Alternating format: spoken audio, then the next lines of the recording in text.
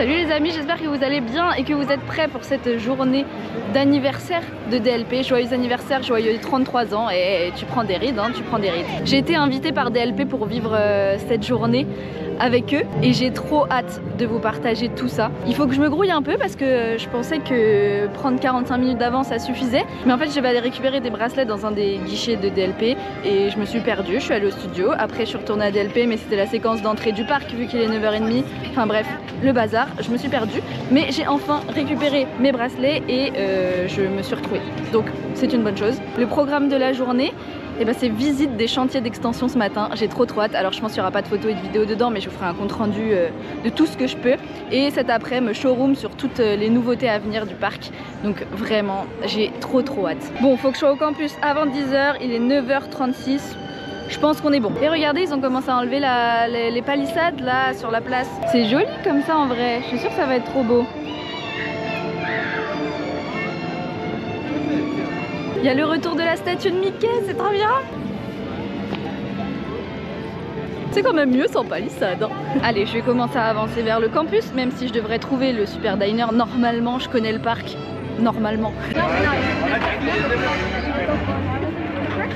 J'ai toujours l'impression d'être vraiment un super héros quand je rentre là-dedans avec la musique forte et tout. J'aime trop ce campus.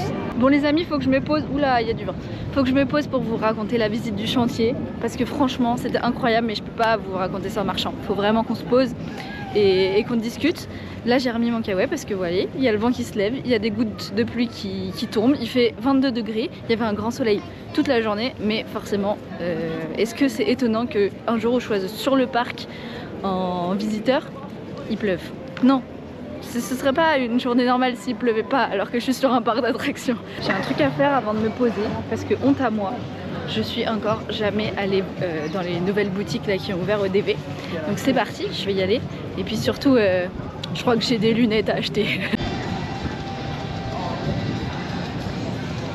Je suis en train de craquer sur des trucs alors que j'avais juste prévu d'acheter des lunettes. Donc j'ai pas le budget, mais regardez la chemise là. Avec le petit Mickey. Non, c'est mort. Il me le faut, mais je peux pas. J'ai pas pris le budget. Voilà. Maintenant, j'ai la panoplie complète. Je peux me poser. Il y a le nouveau petit kiosque resto là aussi qui a ouvert, le petit Rosalie, qui a ouvert quand? Hier? Avant-hier? Je sais plus. Mais c'est cool que ça commence à réouvrir un peu, que les palissades tombent et qu'il y ait de plus en plus de petits trucs pour se poser, pour manger tranquille. J'ai trouvé un endroit pour me poser, mais le problème c'est que là il y a un vent de fou qui se lève et j'ai peur qu'on n'entende absolument que le vent quand je parle. Donc je crois que je vais rentrer et faire un petit débrief de la journée tranquille là où il n'y a pas de vent et on peut se poser. Allez, on se retrouve dans vraiment même pas une seconde. Et voilà, je vous avais dit que je serais là une minute plus tard, à l'abri, au chaud et sans le vent. On va pouvoir parler. Bon, je vais peut-être enlever ça, n'abusons pas.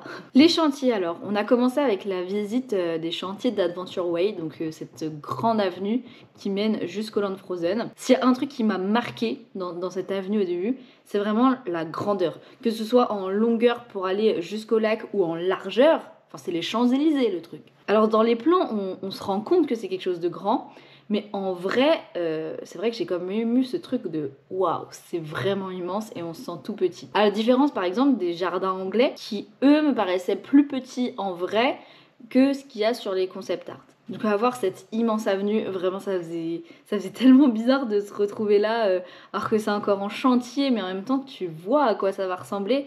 Enfin, c'était fou. Donc on est passé devant l'attraction Réponse. Et c'est vraiment hyper bien agencé, il y a un petit point d'eau devant l'attraction avec déjà un des bateaux qui était installé dedans. Et en face, on traverse la rue, qui est vraiment hyper large.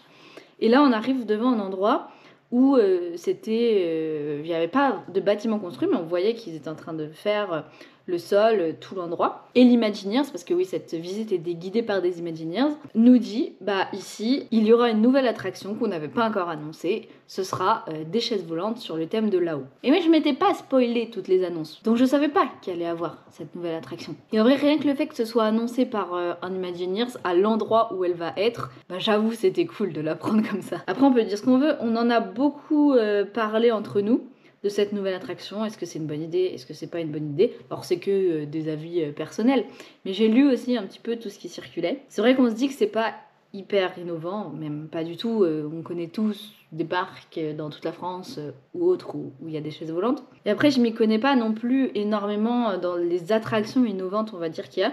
Mais c'est vrai qu'à l'emplacement où elle est, je vois pas ce qu'ils auraient pu faire d'autre qu'une attraction type rotating. Mais s'ils avaient remis un truc du style tasse ou un truc du style slinky ou tapis, bah ça leur a encore moins fait. Tu as vraiment juste la place de poser comme ça une attraction qui est vers le haut. Il n'y a pas du tout la place de faire un bâtiment à cet endroit. Ouais, je sais pas trop ce qu'il y aurait pu avoir d'autre. Et par contre, c'est bien, peu importe ce que ce soit, qu'il y ait une autre attraction parce que quand ça va ouvrir, il y aura que Frozen et Réponse. Je pense qu'il va y avoir énormément de monde dans cette partie du parc et avoir autre chose dans cette immense avenue, enfin une autre attraction, une autre offre, ça ajoute de la valeur. Après moi dans tous les cas je suis pas fan de ce qui tourne, vous le savez, puisque ça me donne envie de trigger warning, vous avez compris. Mais je pense qu'au moins les enfants seront contents d'avoir ça, enfin c'est familial. On peut se poser la question du débit aussi, est-ce que c'est une attraction qui va engendrer beaucoup de monde à la fois, ou est-ce que comme Merci, dès qu'il y aura 3 personnes dans la file d'attente, ça fera déjà 1 heure. La thématisation là-haut, alors pour le coup le thème là-haut va très bien avec des chaises volantes, parce que tu dis une maison volante, ok.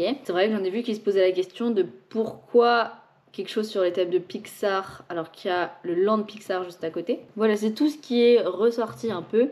Après, pour ma part, je pense vraiment que c'est une bonne idée de mettre une attraction à cet endroit-là. Il n'y avait pas la place de faire une énorme attraction. Après, le reste, on verra. On a vu aussi les nouveaux personnages qui marqueront l'entrée de Toy Story, donc la statue de Woody et de Jessie, pour vous donner une idée de l'impression d'immensité qu'est cette avenue. Alors, je ne sais pas si ça fera la même impression quand elle sera totalement finie, mais là, ça paraît tellement grand que les statues de Woody et Jessie qui marqueront la nouvelle entrée de Toy Story Playland paraissaient petites, alors qu'elles font la taille du Buzz qu'on connaît, qui est déjà à l'entrée de ce land, il est immense. Ah, juste une petite question de perspective, quoi. Donc sur cette avenue, à la fin, il y aura un restaurant sur la gauche qui accueillera quelques couverts, et sur la droite, le fameux restaurant qui sera un service à table avec les princesses. Et ça, ce qui est fou dans ce restaurant, ce que je savais pas, c'est qu'il y aura une espèce de zone VIP, on va dire, parce qu'il y a une grande baie vitrée avec vue sur le lac, et le soir, les gens qui mangeront pourront assister directement avec une retranscription de l'audio au spectacle, alors soit en mangeant, ou alors s'ils veulent sortir le temps de voir le spectacle et re-rentrer manger, ils pourront aussi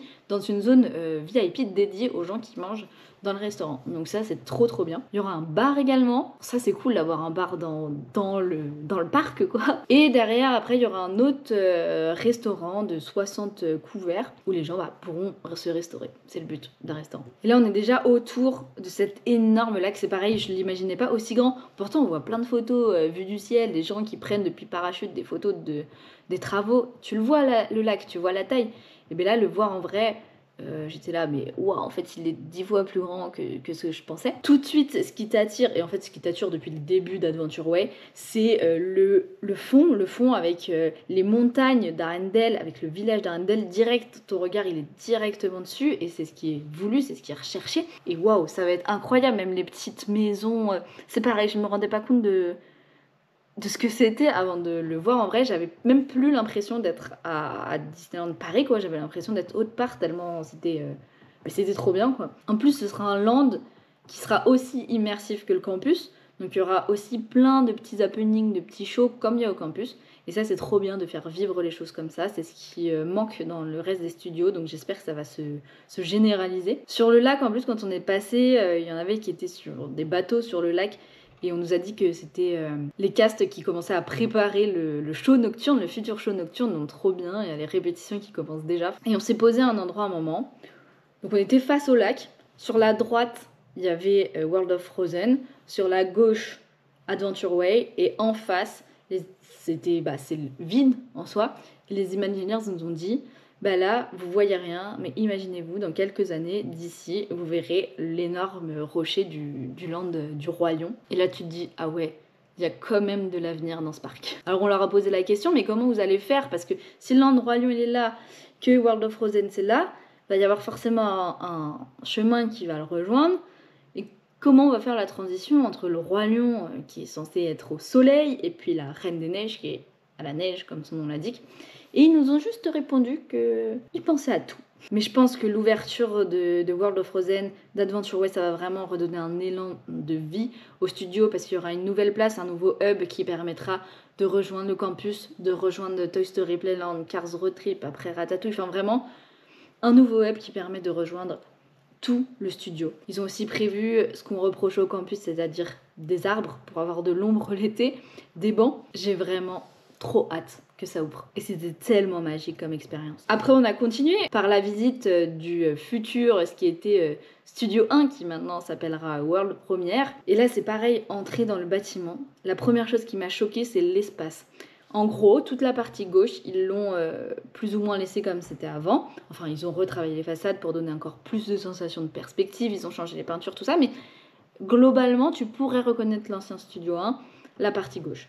La partie droite, là, il y avait le restaurant en coulisses. Elle a totalement été réouverte. Donc ça donne une sensation de profondeur et t'as l'impression que le bâtiment a doublé de surface, alors que pas du tout, c'est toujours le même bâtiment. Mais le fait qu'ils aient cassé ce restaurant, ça ouvre de l'espace, mais incroyable. En plus, ils ont mis des arbres à l'intérieur avec un fond étoilé.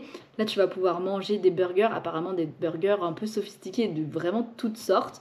Ça va être trop bien. La façade qui fait que tu sors de Studio 1 vers l'entrée des studios aussi, mais allez, j'ai pas trop envie de vous dire à quoi elle ressemble parce que je vais pas vous spoiler. Mais en tout cas, c'est la reproduction de quelque chose célèbre aux États-Unis et c'est trop bien fait. Et en face, quand tu vas vers le parc, il y a cette fameuse façade de World Premiere, donc la première à laquelle tu vas assister, qui te donne l'entrée sur le parc et qui est assez impressionnante, sachant que nous, quand on a vu, on était quand même en éclairage de travail, mais là les lumières vont être travaillées, tamisées. Je pense que ça va être très beau. La boutique aussi est très belle de l'intérieur. Hâte de voir tout ça à l'ouverture.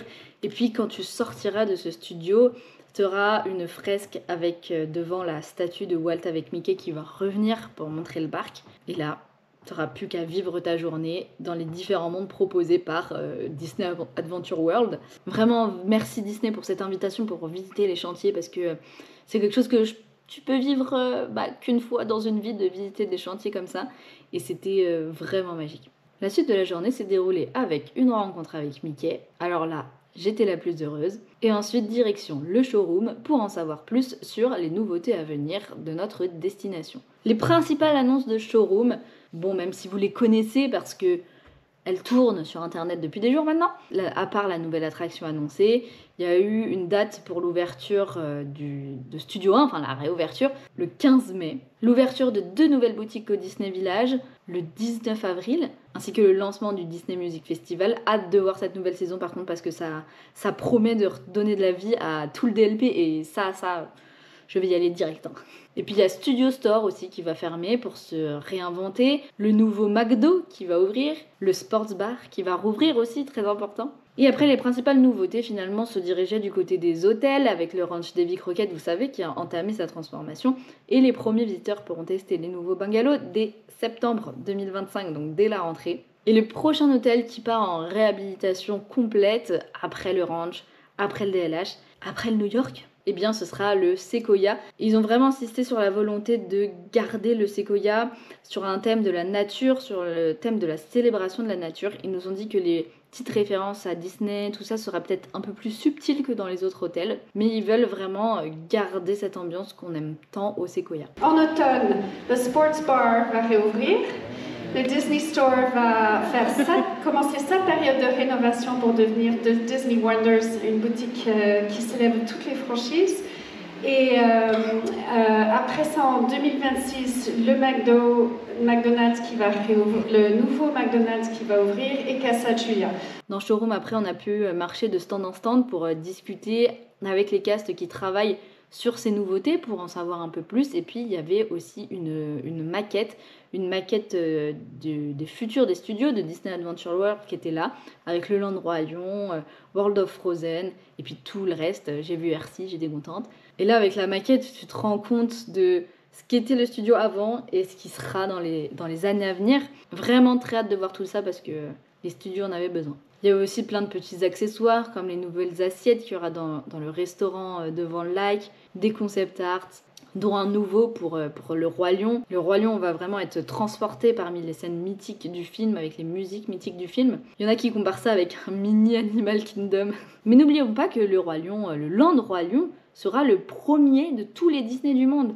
Et pour une fois qu'on a une exclusivité à Disneyland Paris, on est content.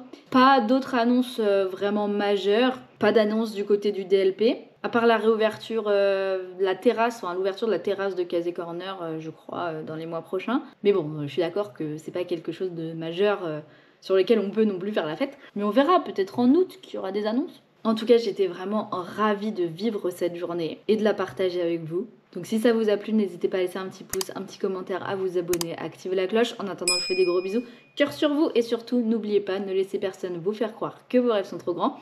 Et on se retrouve bientôt pour une nouvelle vidéo. I love Disney Pixar movie Up.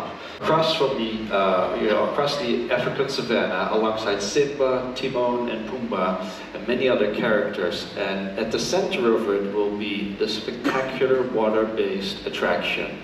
Quelques années commencent vraiment à se concrétiser, et donc on rentre dans une séquence qui est particulièrement excitante.